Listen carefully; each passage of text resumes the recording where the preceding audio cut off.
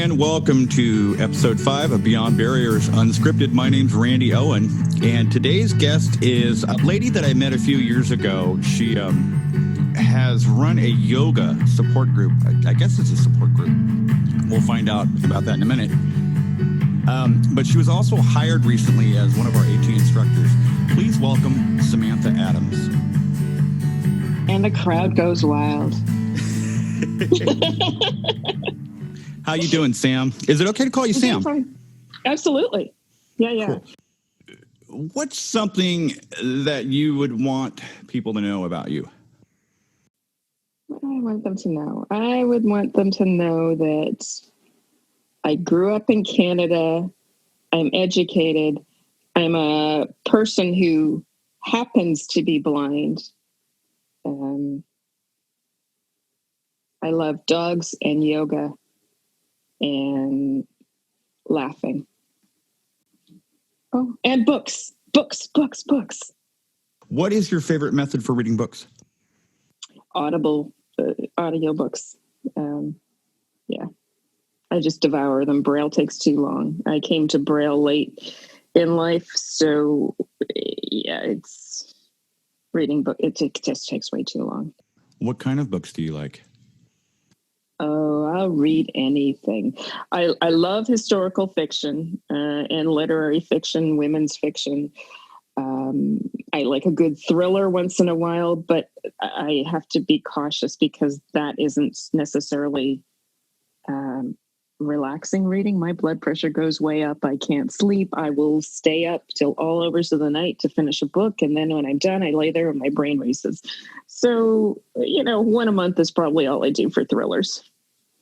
And then I throw a few nonfiction in there just to make me sound like I know something in social occasions. Maybe I should practice that. Yeah. Yeah. So, why yoga?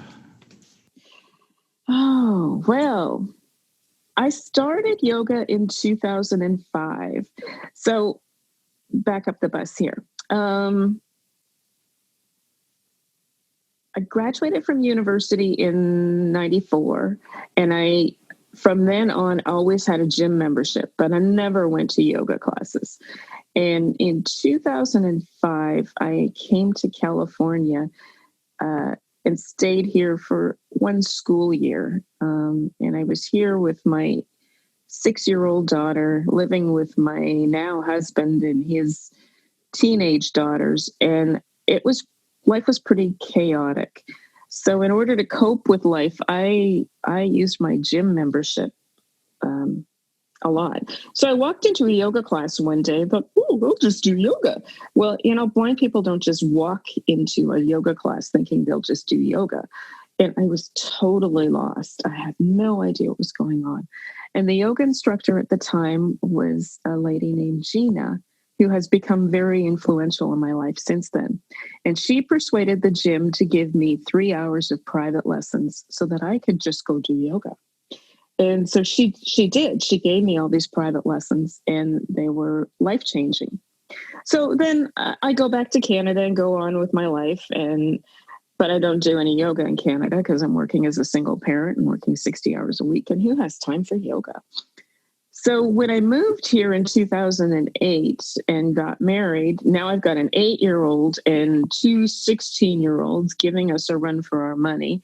Life is crazy, and I've gone from being a single parent to a 1950s housewife in a blended family. And nobody ever tells you blended families are not the Brady Bunch, but they're not the Brady Bunch. Oh, no. Yeah, I can vouch for that. Absolutely. Oh, yeah. Oh, yeah. You know what I'm talking about. The dynamics are probably as unique as there are blended families. There's millions of dynamics. So for coping purposes, I started going back to yoga. And I found myself in the middle of the day, I would take my yoga, not the actual physical asanas, the practices, but I would find myself sitting at the dining room table by myself, just breathing and taking a time with no sensory input at all. Just leave me alone. I need to regroup.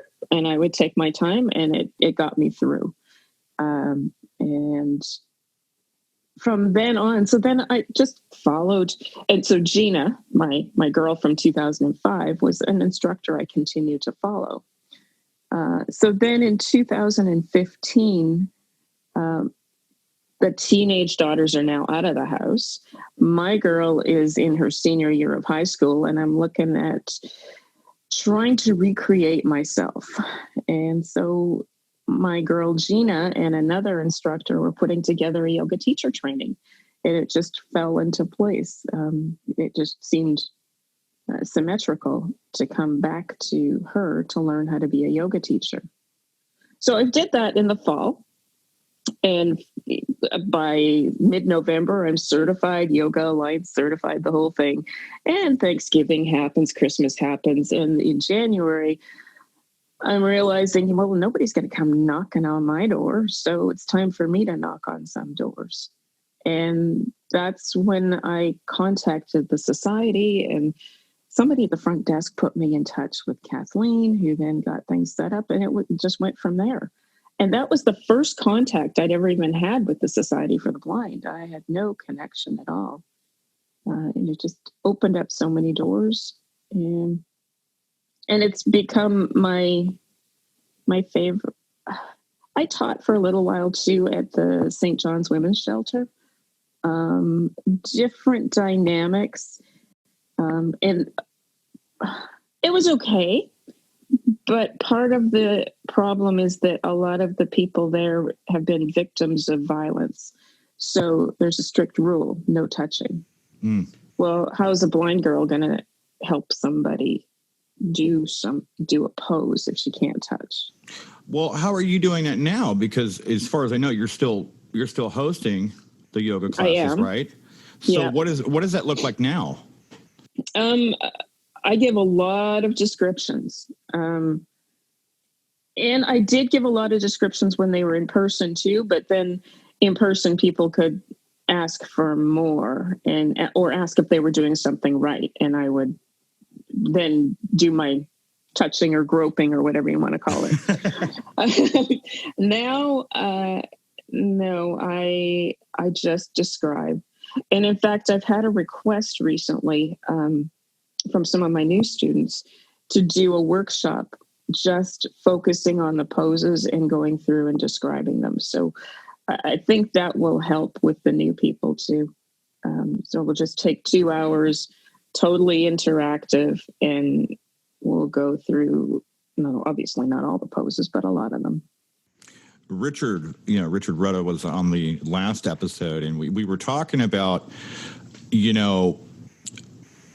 how the dynamics and the relationships with the clients that we serve, how it's changed when we were doing services in person versus now. And one of the things that he pointed out, and I've had students point this out, is they feel like they're getting more one-on-one attention.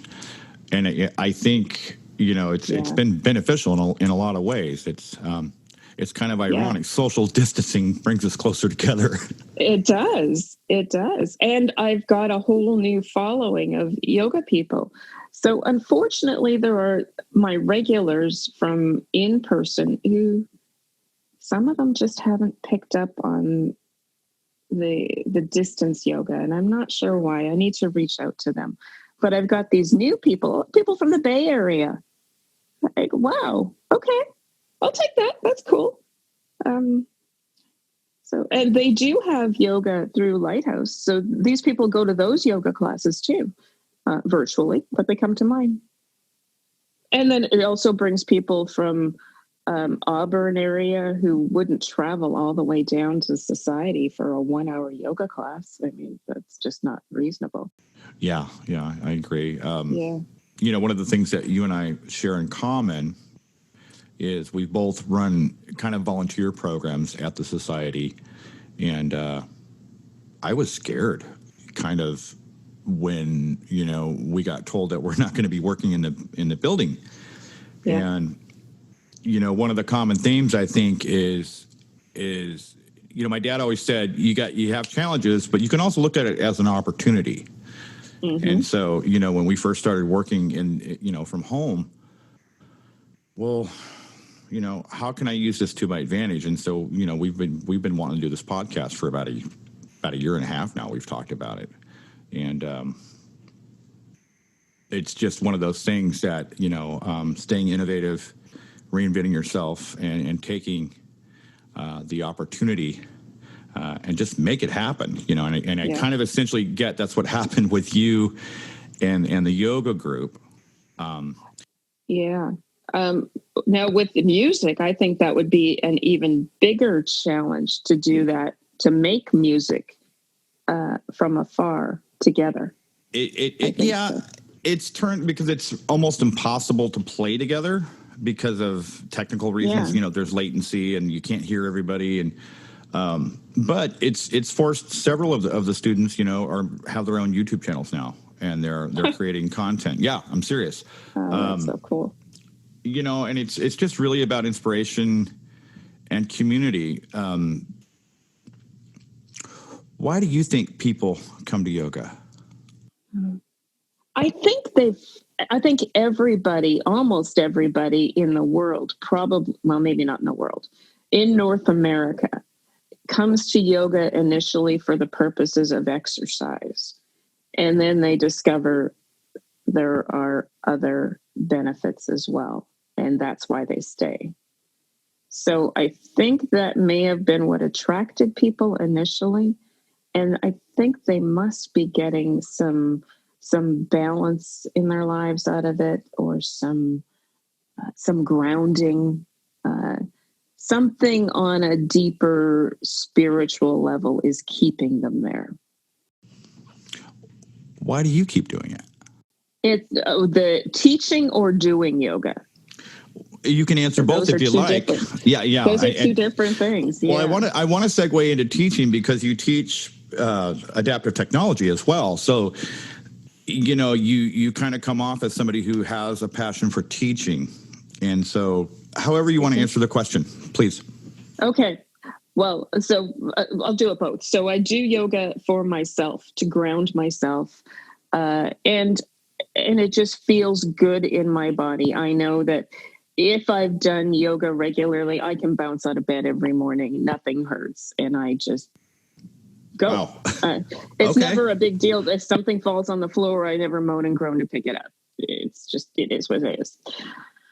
And there are inspirational yogis out there. There's a lady in New York City. I think she's still alive. Last I looked up, she was 98. So she's probably about 99 now. And she still teaches 8 yoga classes a week.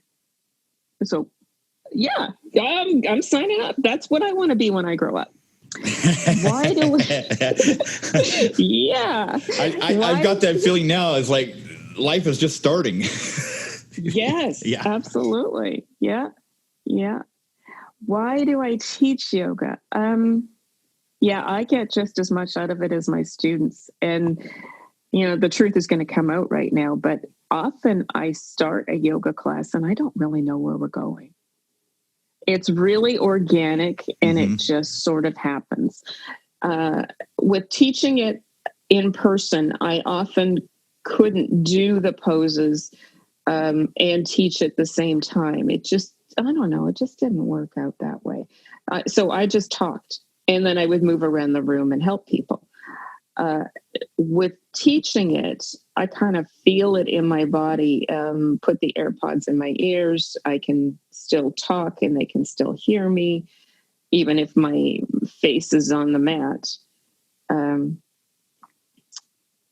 And so I come to the end of a practice and I am in the same place almost as when I take a class, but I've used more energy for sure because my brain is going constantly instead of coming to a place where it can be meditative at the end and shutting down. It doesn't do that. And